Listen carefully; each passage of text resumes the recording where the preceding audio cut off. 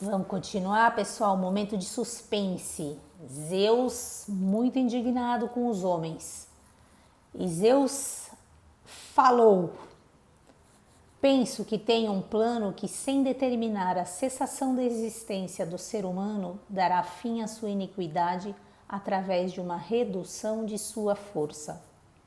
Proponho que cortemos cada um deles em dois, de modo que ao mesmo tempo que os enfraqueceremos, os tornaremos mais úteis em função de sua multiplicação. Andarão eretos sobre duas pernas. Se mesmo assim continuarem revoltosos e não se aquietarem, repetirei a ação, ele disse. Cortarei cada indivíduo em dois, e nesse caso terão que se mover sobre uma perna aos saltos. Assim dizendo, ele cortou cada ser humano pela metade, tal como se cortam maçãs da sorveira para fazer conservas secas ou ovos com cabelos. E por ocasião do corte de cada um, ele ordenou a Apolo que virasse cada um dos rostos e a metade do pescoço na direção da ferida produzida pelo corte, para que cada ser humano visse que fora cortado para ser mais ordenado, ou seja, para não se rebelar mais. Atender à lei, né? Feito isso, o Deus foi instruído a curar o resto da ferida, e ele virou os rostos e puxou pele de todos os lados sobre o que é atualmente chamado de estômago, tal como se faz com bolsas utilizando um cordel, quando a pequena abertura, que é a boca, né? Ele a fechou e atou no centro do estômago, formando o que conhecemos como umbigo. Na sequência, vou aqui a página, estou só com uma mão, né? Um pouco mais difícil de manusear as páginas. Vamos lá então. Na sequência, passou a alisar a maioria das rugas, usando um instrumento semelhante ao que o sapateiro usa para alisar os vincos do couro na forma. E assim moldou os seios. Algumas rugas, contudo, foram deixadas por ele em torno do ventre e do umbigo para nos fazer lembrar do que experimentamos num passado distante. Ora, como a forma natural fora cortada em dois, cada metade passou a sentir falta de sua outra metade, no desejo de reintegrá-la, e assim enlaçavam-se com seus braços nesses amplexos, ansiando por serem unidos. Assim aconteceu até que começaram a morrer vitimados pela fome associada ao ócio, generalizado por se recusarem a qualquer atividade solitária. Sempre que uma das metades morria, a que sobrevivia procurava outra e com ela mantinha seus amplexos, sendo essa metade feminina o que chamamos hoje de mulher, ou masculina, homem. De uma maneira ou outra, nessa situação continuaram morrendo.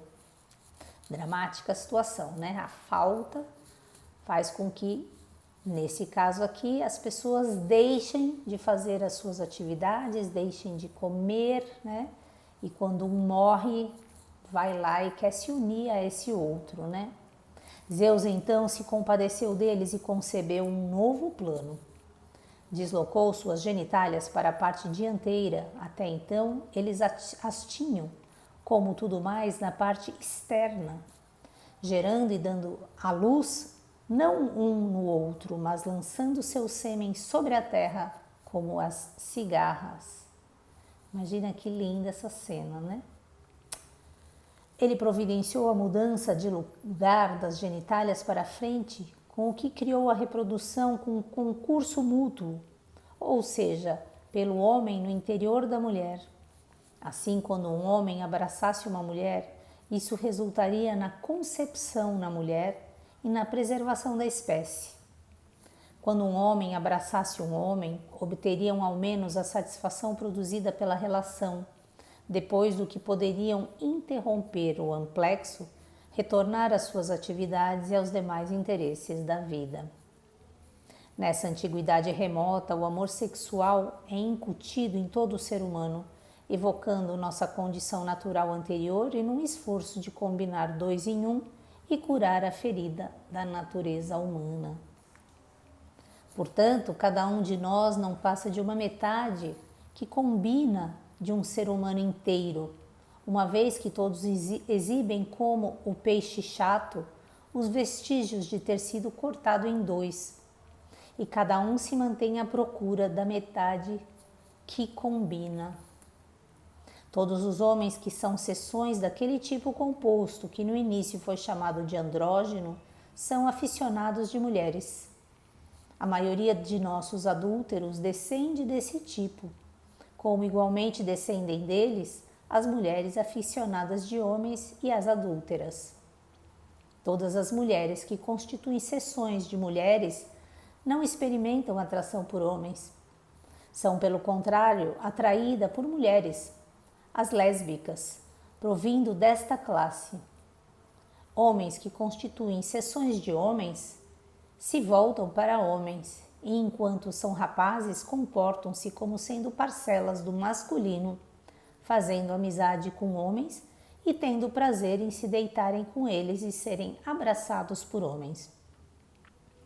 Esses são os melhores entre os rapazes e adolescentes, pois possuem a natureza mais viril.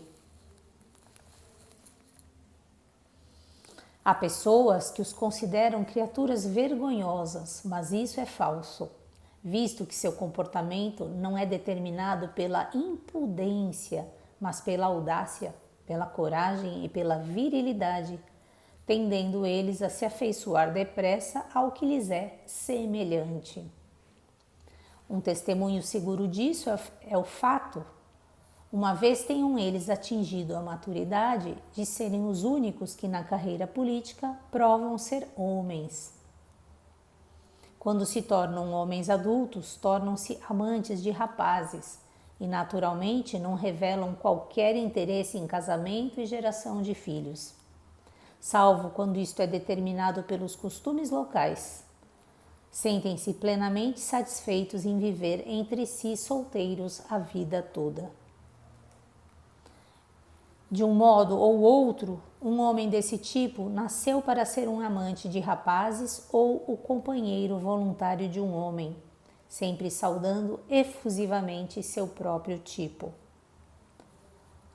Ora, quando um deles, quer seja um amante de rapazes, quer seja um amante de qualquer outra ordem, acontece de encontrar sua própria metade, os dois parceiros são maravilhosamente tocados pela amizade, a intimidade, o amor sexual, sendo dificilmente convencidos a se separarem, mesmo que seja por um momento.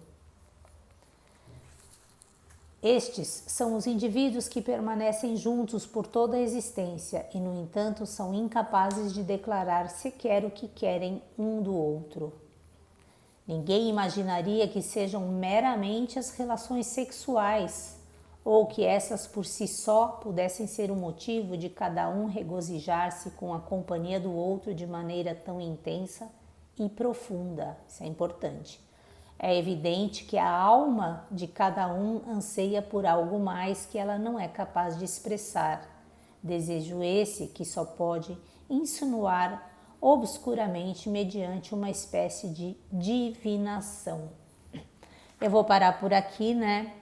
Então, estamos aqui claramente falando sobre esse amor, essa possibilidade do encontro entre qualquer tipo de alma.